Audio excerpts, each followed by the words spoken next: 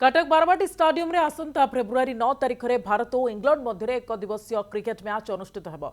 Odisha cricket association पक्षर कार्यकारी सभापति पंकज महांती, संपादक संजय बेहरा, अनुगुल विधायक तथा अपेक्स काउंसिल सदस्य प्रताप प्रधान, ओडिशा ओलंपिक्स एसोसिएशन संपादक अभिजीत पाल, पूर्वतन विधायक तथा पूर्वतन रणजी टीम कोच रंजीव विश्वाल प्रमुख मुख्यमंत्री मोहन माझी को भेटी। ए अवसर में मुख्यमंत्री मैच प्रथम टिकेट किनिछंती। कटक बारवाटी स्टाडियम रे आसंता फेब्रुआरी 9 तारिख में भारत और इंग्लैंड मध्य एक दिवसीय क्रिकेट मैच अनुष्ठित होगा।